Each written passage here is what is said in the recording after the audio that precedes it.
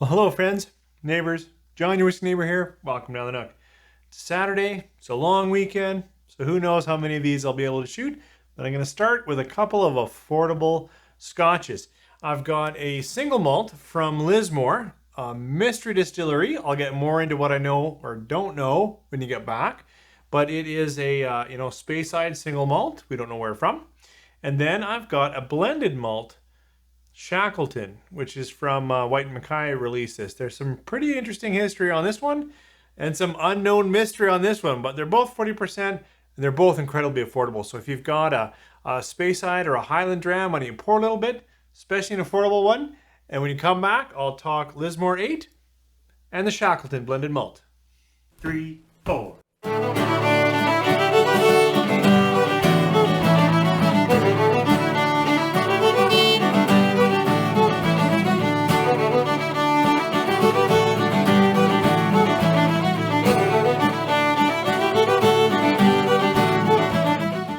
Thanks for staying with me through the opener there. It's always weird to put the bottles this way, but it's kind of tradition. I don't know. Maybe I'll need to change something heading into the new year. But this is a Lismore single malt 8-year. And, it doesn't give enough information.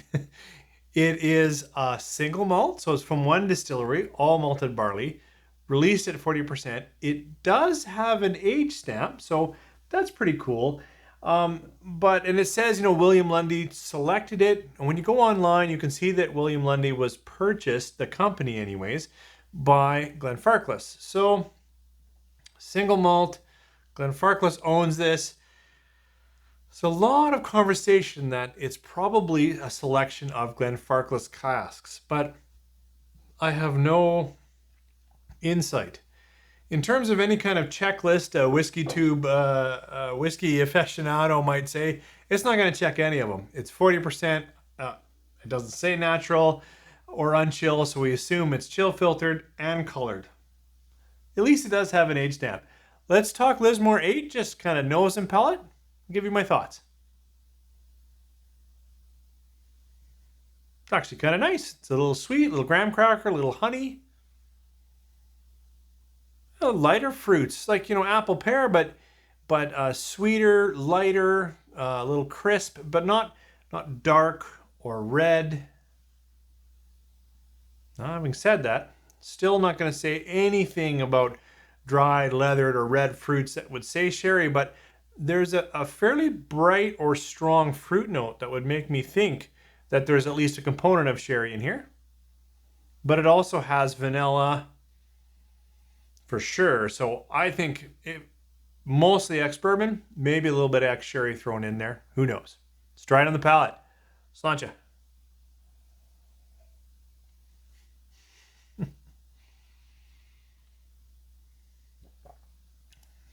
I tilted that back a little quickly.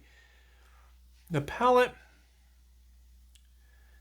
is a little less interesting than the nose for me. It has some of that kind of nice fruit cocktail going on. A little bit of peppering in there.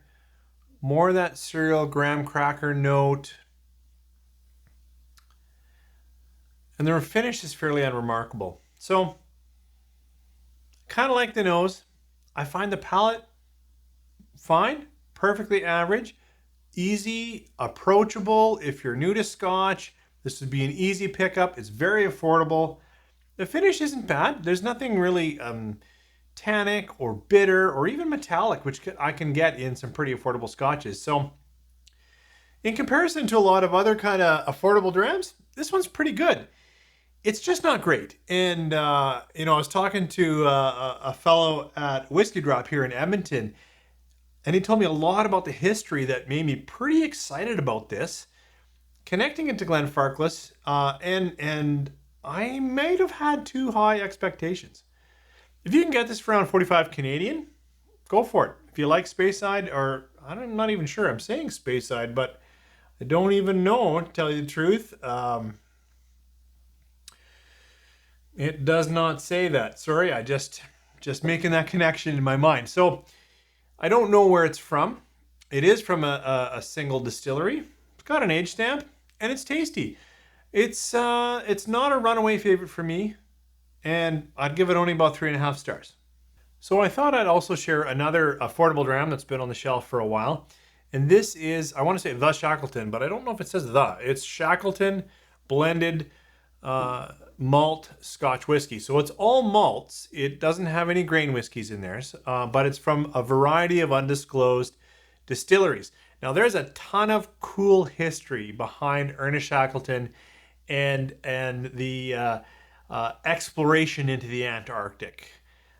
Tragedy, heroism, history that I really shouldn't try to share. In fact, if you want to get into history, there's way better channels, but certainly if you want to get history and whiskey, why don't you check out Big Al on Whiskey Straight Al on YouTube, because he spends some time, does some cut-ins, and actually walks through the legend that is Ernest Shackleton and the history a bit better, certainly than I have mentioned here. But about 100 years after the expedition, so in 2007, they found cases of frozen McKinley's rare old Highland malt whiskey. White Mackay tasted it, checked it out, and then selected whiskeys from their repertoire to create a blend which they say tastes the same or similar. Now, I haven't tasted the original. That would be cool, but I'll tell you my thoughts on this. Nose and taste, this is Shackleton, also 40%. Also, I imagine colored and filtered and everything nasty, but we'll see what it tastes like. Well, we'll start with the nose. It is a more subtle nose. There is some of that, I would say vanilla, but here I'm getting a bit more toffee. Yeah, definitely a little more toffee. In comparison, this is a little more sprightly, a little more citrus maybe.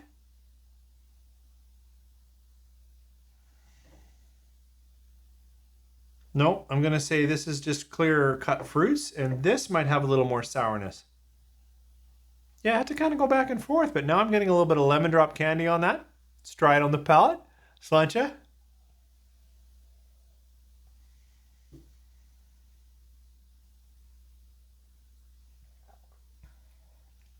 I find this palate a little more interesting. I imagine this palate would be a little more hot cold for people in their Scotch appreciation, because I do get a little more lemon, and I definitely get a little bit of licorice, which is an odd one. It's also a little bit earthy, and there's a slight bit of peat or smoke. Like it's probably like a couple of percentage if there's peat in here. It's not a lot, but it's enough to change the general profile of this whiskey for me, especially compared to something like this, which really feels fully unpeated and mostly ex-bourbon, a little bit of ex-sherry. This has a little bit of earthiness, a little bit of sourness, a little bit of that, like I said, you know, kind of almost like a licorice, maybe smoke. I don't know. Another taste.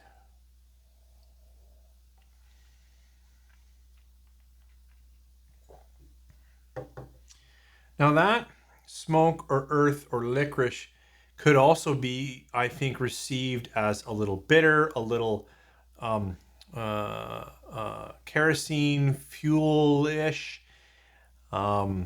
medicinal. Now those are like, it may not be peated. It might be just the way they've put it together, but I get some notes like that that just aren't present in something like this, just an affordable, frankly generic Speyside Scotch.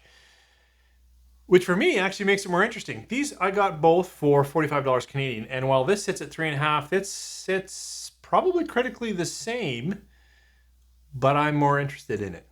That's just where I am. Well, it's always where I am in my palate, but I would suggest this has more to think about, more going on, more to react to. So more to not like, if I may, or to go, for a $45 dram, it made me think. And for me, I'm liking that. Thanks for joining me down here. As I said, it's a long weekend up here in Canada, Labor Day weekend, so hopefully I get a chance to maybe shoot a few more, because I sure like walking through what I'm getting and tasting. And then I really appreciate if you share down below.